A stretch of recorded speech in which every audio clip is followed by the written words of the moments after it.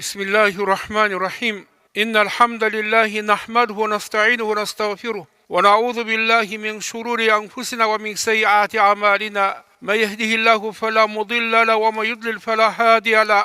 Ve eşhedü en lâ ilâhe illallah vahdehu lâ şerîke leh. Lehul mulk ve lehul hamd. Yuhyi ve yumît ve huve hayyun lâ yemût. Biyedihil hayr ve huve alâ kulli şeyin kadir. Ve eşhedü enne Muhammeden abduhu ve rasuluh. Sallallahu aleyhi ve sellem. Sümme amme ba'd. Assalamu aleykum hürmetli kadirli cemaat. Allah subhanahu wa ta'ala her birimizin осы жұмаға келе жатқандағы көтерген 10 қадамымызға Allah Taala сауаптар жазған болсын. Сол қадамымыздан Allah күнәларды төккен болсын. Бұл жамаатымызды Allah Taala өзінің рахматына, мағфиратына бөленген жамаат қылсын. Білесіздер, бұл айда әзір бүкіл ислам әлемінде Пайғамбар алейхиссаламның мәуліді жөнінде, мәулітті тойлап жатыр. Пайғамбар алейхиссаламға сәлемдер айтып, салауаттар айтып жатыр. Бүгінгі жұманың уағызы исламның тірегі болған 4 хадис дейді. Аллаху субхану ва таала өзінің рахматыменен бұл әлемді жаратты. Аллаху субхану ва таала өзінің рахматыменен пайғамбарларды жіберді. Соның ішінде пайғамбарлардың абзалы, бүкіл жаратылыстың абзалы пайғамбарымыз Мұхаммад Мұстафа саллаллаху алейхи ва салламды бүкіл әлемге рахмат қылып жіберді. Құран-ы Кәрімде Раббымыз айтады: وَمَا أَرْسَلْنَكَ إِلَّا رَحْمَةً لِلْعَالَمِينَ. Ey Muhammed Aleyhisselam, biz seni әлемге рахмат қылып жібердік дейді. Бүкіл адамзат Пайғамбар Алейхиссаламның, бүкіл жаратылыс оның Пайғамбар Алейхиссаламның сүннәтінен, оның алған жолынан пайдаланды. Мұсылмандар әлбетте бұл дүниеде, ақыретте Пайғамбар Алейхиссаламның оның сүннәті, іс әрекеті мұсылмандарға не еселеп оның не пайдасы тиеді. Аллаху субхану ва таала өзінің махаббатын, рахматын осы Пайғамбар алейхиссаламның іс әрекетіне қойды. Құран-ы Кәрімде Раббымыз айтады: "Құл ин кунтум тухиббуналлаха фаттабиуни юхиббукумуллаху ва яғфир лакум зунубакум валлаху ғафур рахим." Айты Мұхаммед, егер Алланы жақсы көрсеңдер, маған ілесіңдер дейді. Яғни кім Алланы жақсы көрсе, Пайғамбар алейхиссаламның жолымен жүру керек. Сонда сендерді Алла жақсы көреді, күнәларыңды кешіреді дейді. Пайғамбар алейхиссалам хадисінде айтады: "Күллу уммати ядхулунал жанна илля ман аба. Қила ва ма я'ба я Расулуллах. Қала ва ман атаани дахалал жанна ва ман асани фақат аба" деді. Пайғамбарым саллаллаху алейхи ва саллям хадисінде айтты: менің үмматымның барлығы жұмаққа кіреді. Тек қана жұмақтан бас тартқандар ғана кірмейді деді. Сонда сұралды, сахабалар сұрады: "Я Расулулла, жұмақтан да бас тарта тұрған адам бола ма?" деді. Пайғамбарым саллаллаху алейхи ва саллям не деді? Кім менің айтқанымды істесе, орындаса, ол жұмаққа кірді деді. Кім менің айтқанымнан бас тартса, ол не жұмақтан бас тартқан болады деді. Пайғамбар алейхиссалам хадисінде айтады: "Тарактум фихи амрайн лан тадиллу." Мен сендерге 2 нәрсені қалдырдым дейді. Егер соны берік ұстасаңдар, ешқашан адаспайсыңдар деді. Бірі не деді? Алланың кітабы, екінші осы пайғамбарлардың сүннәті. Пайғамбар алейхиссаламның бұл не сүннәті. Әлбетте Пайғамбар алейхиссалам, Құран-ы Кәрим, Аллаху субхану ва тааланың кітабы, Пайғамбар алейхиссаламның хадисі не нәрсені бізге бұйырса, о да өте үлкен, біз үшін бұл дүниеде, ақыретте үлкен жақсылықтар бар. Әгер не нәрседен тисе, о да не бар? Біз үшін бұл дүниеде, ақыретте өте үлкен не қауіп қатер бар. Мына 4 хадиске тоқталып өтсек, иншалла бүгін имамдарымыз жаңағы мәулітті оқиды иншалла. Пайғамбар алейхиссаламның Омар ибн Хаттабтан келген хадис, Пайғамбар алейхиссалам хадисінде айтады: "Иннамал амалу бинният." Әрбір амал ниетке байланысты дейді. Міне Allah Teala adamın canın yarattı, tanın yarattı. Tanımız var, canımız var.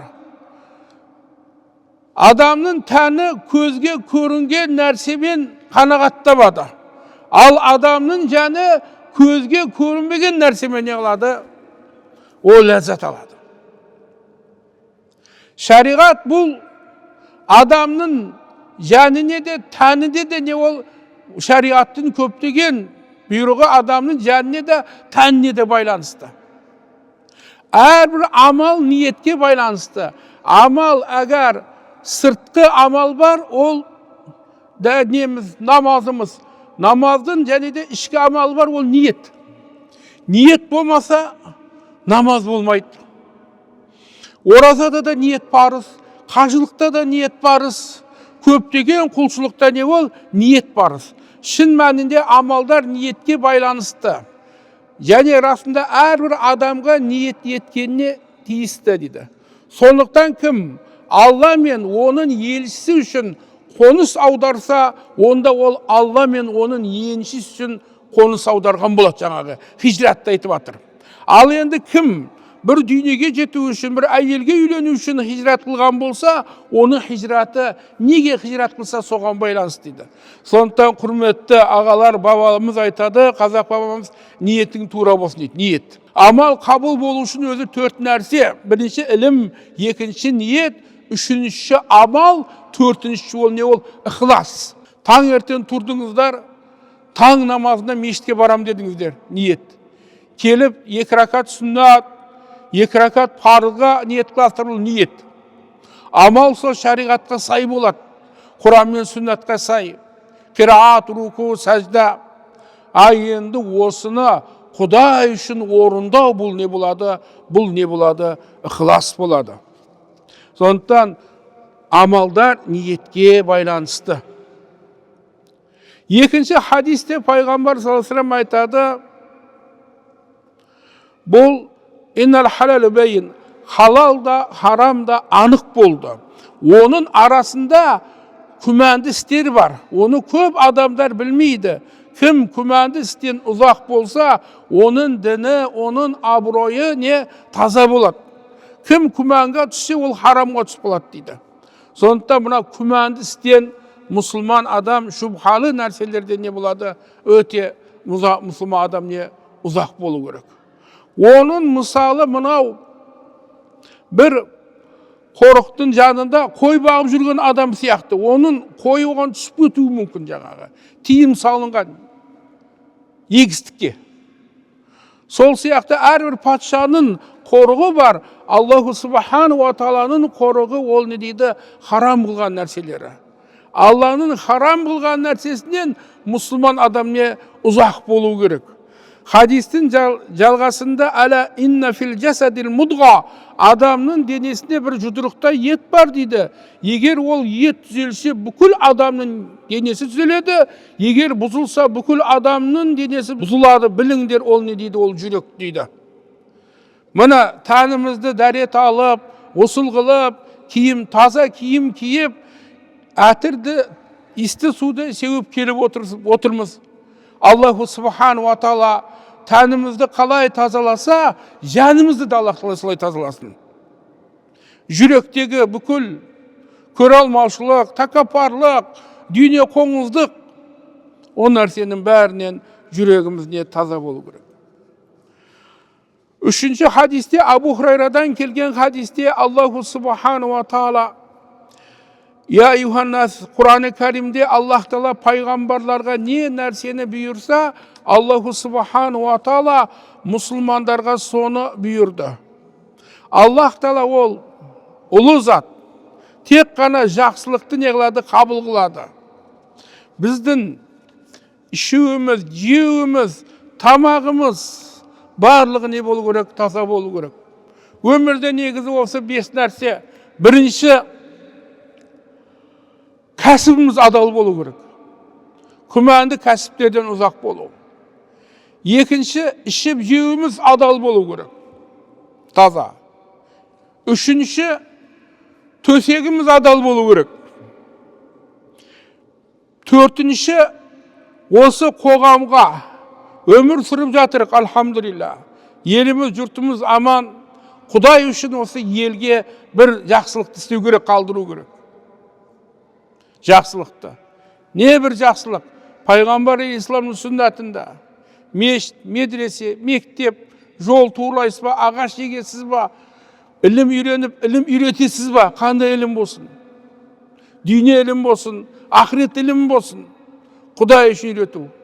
Ал сол бесіншісі, бұл дүниеден Аллах Тағала бізді мені, алхамдулилля, кәлмегөй мұсылманның баласы болып келдік бұл дүниеге.